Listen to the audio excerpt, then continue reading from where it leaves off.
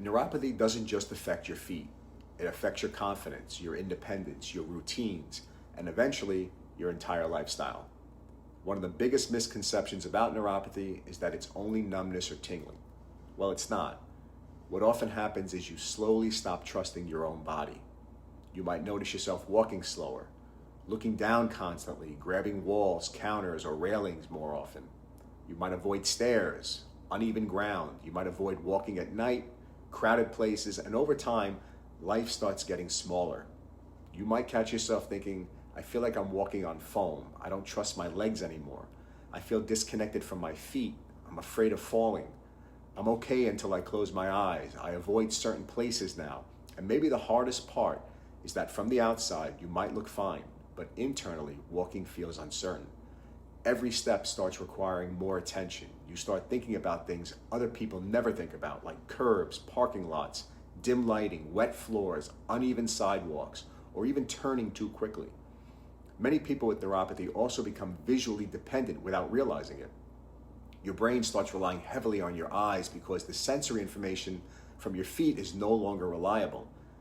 That's why balance often worsens dramatically in dim lighting, crowded environments, uneven terrain, or when you turn your head while walking. And if this sounds familiar, I want you to understand something important. What you're experiencing is real. Neuropathy is not simply a foot problem, it's a movement system problem. Your nervous system is supposed to constantly feed information to your brain about where your body is in space. Every second, your nerves are telling your brain where pressure is, how stable you are, whether you're leaning, how fast you're moving, and how to react if your balance changes. That system is what allows you to walk confidently without consciously thinking about every single step you take. But with neuropathy, those signals can be distorted, sometimes weaker, sometimes delayed, sometimes completely absent. And once your brain stops receiving reliable information from your feet and your legs, your body starts compensating. You might shuffle, take shorter steps, widen your stance. You might stop rotating naturally while walking, lose reaction time, or become heavily dependent on your vision to stay balanced. I also commonly see reduced ankle strategies and delayed stepping reactions to protect yourself from a fall. In simple terms, your body becomes slower at catching itself when balance is challenged. And over time, weakness and instability begin stacking on top of the sensory loss. That combination is what dramatically increases your fall risk. And this is why simply being told to be careful is not enough. You can't think your way into better balance. Your nervous system has to be retrained. Your strength has to be rebuilt.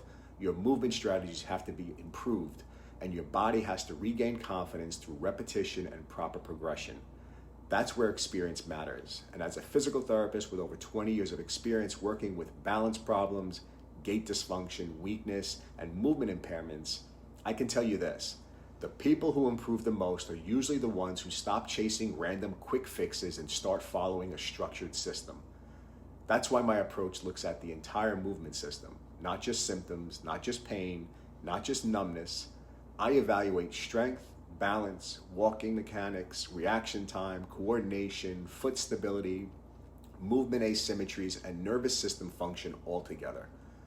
Most people I see have never actually had their balance system, strength asymmetries, gait mechanics, reaction timing, and foot stability evaluated together as one integrated movement system. And that's often why progress stalls. Because if you only focus on one piece of the puzzle, the body simply finds another way to compensate. One of the tools I might incorporate is the stim pod. The purpose of this is not to promise miracles. The purpose is to help stimulate and improve communication within your nervous system. Think of it like trying to improve the clarity of the signal between the brain and the body. Some people describe feeling more connected to the floor. Some people feel steadier. Some people notice improved awareness while walking. But one thing I pay very close attention to is whether improved nervous system awareness actually translates into better movement quality and stability. Because symptom improvement without movement retraining often does not hold long term. I might also incorporate supportive recovery technologies like red light therapy to help support circulation, tissue recovery, and the nervous system recovery environment. I also evaluate your feet carefully because your feet are the foundation of your movement system.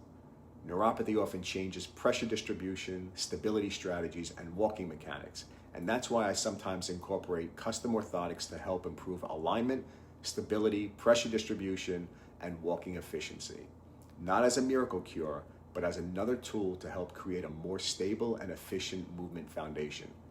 But here's the important part. No single tool is enough by itself, because even if nerve signaling improves, your body still has to relearn balance. You still have to rebuild strength. You still have to improve reaction time, stability, movement confidence.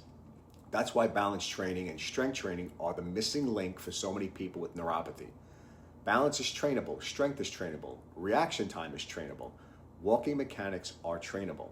Your nervous system can adapt far more than most people realize when given the proper input and progressions. That's why my programs focus heavily on dynamic balance training, strength development, gait retraining, reaction drills, visual and vestibular integration, stepping strategies, and real-world movement challenges. And I'm not interested in simply making exercises harder. I'm interested in improving how efficiently your nervous system processes movement under real-world conditions. Because you don't fall while standing perfectly still in a therapy room. Falls usually happen when you're turning, stepping backward, walking in dim lighting, moving on uneven surfaces, or reacting too slowly to a sudden loss of balance. Training has to prepare you for real life. Another major difference in my approach is that you're not simply handed exercises and left on your own between visits. One of the biggest reasons people struggle with neuropathy, balance problems, and recovery is because small issues often go unaddressed until they become major setbacks. A flare-up, a near fall, increased instability, a sudden loss of confidence, a bad reaction to activity, or uncertainty about whether you should push forward, scale back, or modify something.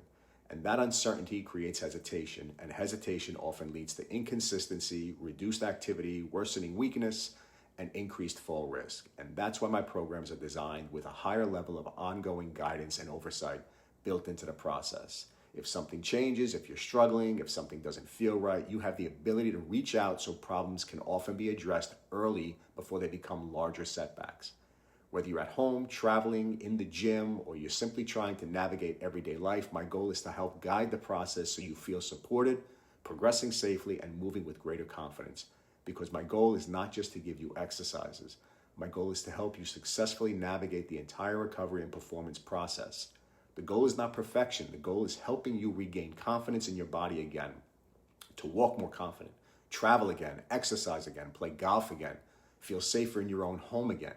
And if you're listening to this and thinking, that sounds exactly like what I'm dealing with, the next step is simple. Schedule a free discovery visit. It's not a rushed appointment, and it's not a high-pressure sales pitch. It's a focused conversation designed to better understand what you're struggling with, how neuropathy and balance problems might be affecting your life, what limitations or fears might be developing, and what may actually be contributing to your instability, weakness, or loss of confidence that you're experiencing.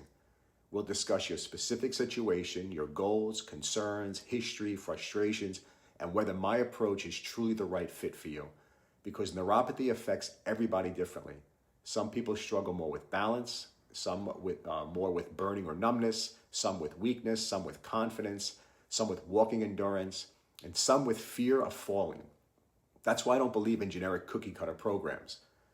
If it makes sense to move forward after the discovery visit, the next step is typically a more detailed movement and balance mapping assessment where I objectively measure your strength, balance, walking mechanics, reaction time, movement asymmetries, and stability systems to help build a structured plan specifically for you. Because the goal is not just temporary symptom relief. The goal is helping you move more confidently, more safely, and more independently.